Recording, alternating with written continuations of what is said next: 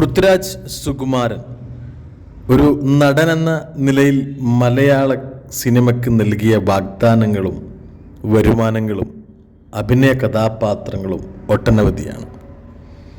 ഇപ്പോൾ നമുക്കറിയാം, ഡയറക്ടർ ബ്രില്യൻസുമായി ഏറ്റവും കൂടുതൽ സോഷ്യൽ മീഡിയയിൽ വാർത്തകൾ പ്രചരിപ്പിച്ചു കൊണ്ടിരിക്കുന്ന ഒരു സമയമാണ് പൃഥ്വിരാജ് സുകുമാരൻ്റെ സംവിധാന ബ്രില്യൻസ്.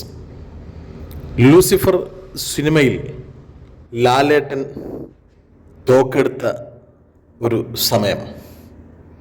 ആ തോക്കിന് ഒരുപാട് സോഷ്യൽ മീഡിയയിൽ പല രീതിയിലുള്ള വാർത്തകളും വന്നിരുന്നു. ഇന്നിതാ എമ്പുരാൻ പോസ്റ്ററിലെ മറ്റൊരു ബ്രില്യൻസ്.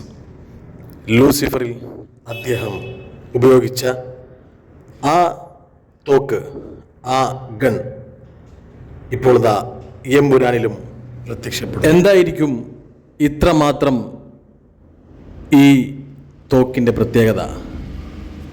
ലൂസിഫറിലൂടെ പ്രേക്ഷക ഹൃദയങ്ങളിൽ ചേക്കേറിയ ലാലേട്ടൻ്റെ ആ തോക്ക് എമ്പുരാൻ പോസ്റ്ററിലെ ബ്രില്യൻസായി വന്നിരിക്കുന്നു.